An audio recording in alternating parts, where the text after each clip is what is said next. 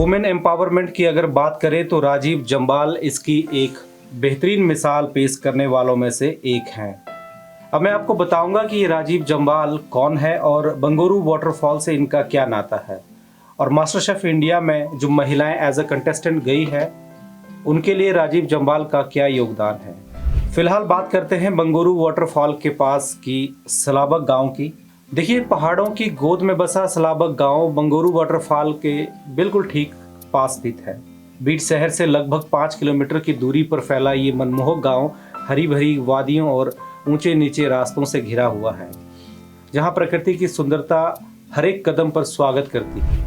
2019 से पहले ये गांव बेहद सुनसान और शांत हुआ करता था।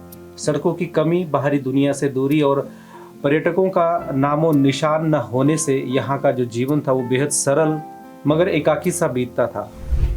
आसपास के घने जंगलों और झरनों की कलकल ध्वनि ही यहाँ की एकमात्र साथी होती थी। अब बात करते हैं राजीव जम्वाल की। राजीव जम्वाल मूल रूप से पालमपुर के रहने वाले हैं और वह एक एंटरप्रेन्योर है जो एडवेंचर स्पोर्ट्स और टूरिज्म में पैशन रखते हैं और वहाँ के लोकल कम्युनिटी को एम्पावर करने में लगे हुए हैं। उनका फोकस लोकल लोगों, खासकर महिलाओं को स्किल्स देकर सेल्फ रिलायंट बनाना है। बात 2019 की है, जब यही राजीव जम्वाल ने सलाबा गांव में एक बंजी जंपिंग का कॉन्सेप्ट लेकर आए थे और ऐसे में उन्हें पता चलता है कि पास में ही एक वाटरफॉल है जिसे बंगुरू वाटरफॉल कहा जाता है। राजीव सोचते हैं कि क्यों ना इस वाटरफॉल को टूरिस्ट को प्रमोट करना चाहिए ताकि इस स्थान में टूरिज्म को बढ़ावा मिल सके। ऐसे में उन्हें पता चलता है कि इस वाटरफॉल तक पहुंचना बेहद ही कठिन कार्य है। लोग वहां जाने से भी डरते हैं क्योंकि वहां पहुंचने के लिए कोई प्रॉपर रास्ता या पैदल मार्ग नहीं है। राजीव जम्वाल और उनकी टीम सबसे पहले उस वाटरफॉल तक पहुंचने के लिए पैदल मार्ग बनाते हैं और आज वही वाटरफॉल ट्रैकिंग और नेचर लवर्स के लिए एक फेवरेट टूरिस्ट डेस्टिनेशन बन चुका है। पर्यटन बढ़ा, लेकिन एक बड़ी कमी साफ नजर आने लगी, खाने पीने की सुविधाओं का अभाव। यहीं से जन्म हुआ एक अनोखे विचार का जिसने ग्रामीण महिलाओं की जिंदगी बदल दी। यही सोच से राजीव जम्वाल ने साल 2022 में एक कैफे की शुरुआत करी जिसका नाम रखा गया हर कैफे। एक ऐसा कैफे जो पूरी तरह से महिलाओं को समर्पित है। हर कैफे की सबसे खास बात यह है कि यहाँ मैनेजमेंट से लेकर किचन तक की पूरी जिम्मेदारी स्थानीय महिलाएं ही संभालती है। न कोई प्रोफेशनल शेफ, न कोई बड़ी ट्रेनिंग।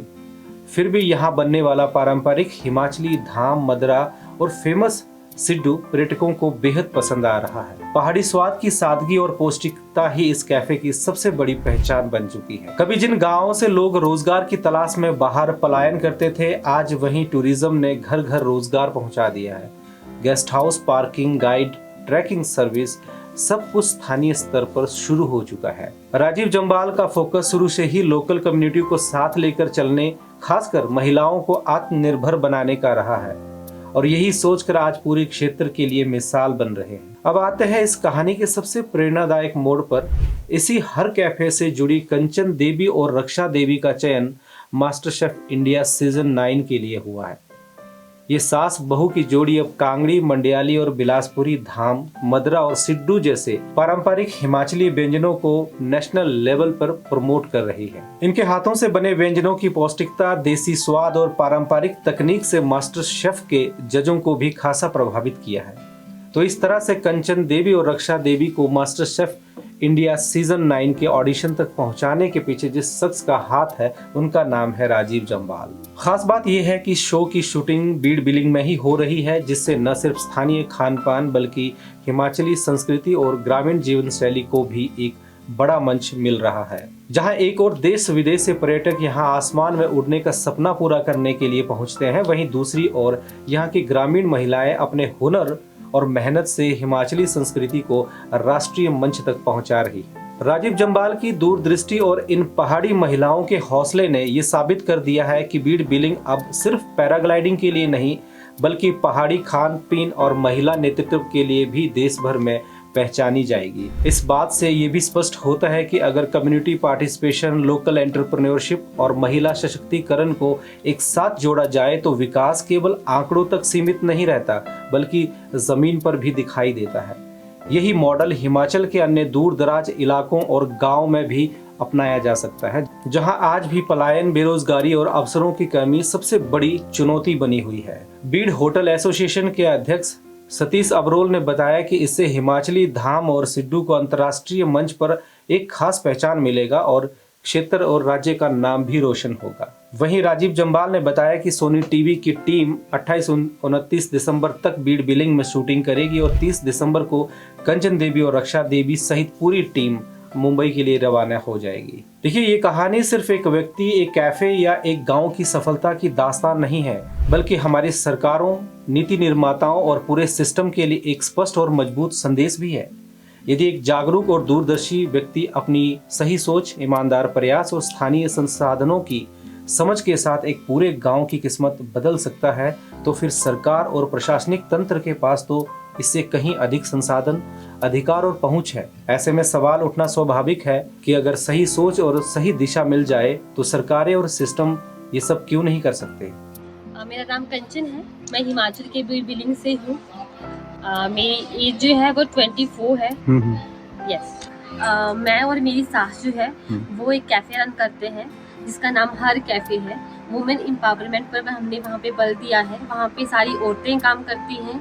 गांव की लेडीज कोई प्रोफेशनल शेफ नहीं है, बस लोकल लेडी वहाँ पे एक फैमिली की तरह हम मिलके वहाँ कैफे रन करते हैं। खाना बनाने का शौक मुझे बचपन से था, लेकिन कोई प्लेटफॉर्म नहीं मिला था वो अपना टैलेंट दिखाने के लिए। लेकिन जब कैफे ओपन हुआ था, हमारी टीम ने सोचा था कि कैफे ओपन करेंगे। कैफे ओपन किया तो मैंने वहाँ ज्वाइन किया, वहाँ पे काम सीखा अपनी सास से, बहुत सारी चीज़ें सीखी, तो मुझे भी प्लेटफॉर्म मिल गया। तो मैं खाना बनाती, लोगों को खिलाती, वे अप्रिशिएट करते, इससे बहुत मोटिवेशन मिला हमें। मास्टर शेफ इंडिया में जो हमें मौका मिला है वो हमारे मेंटोर की वजह से मिला है, मिस्टर राजीव जम्वाल जी। उनको कॉल आया था मास्टर शेफ से, तो लेकिन वो नहीं जा पाए किसी रीज़न से। तो उन्होंने कहा कि मैं तो नहीं आ सकता, लेकिन हमारी जो टीम है वो आ सकती है।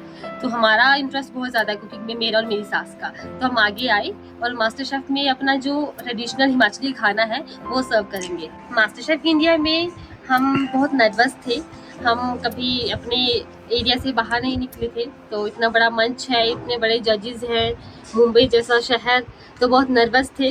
लेकिन एक हिम्मत थी, जो अपना हमारा खाना है वो बेस्ट है।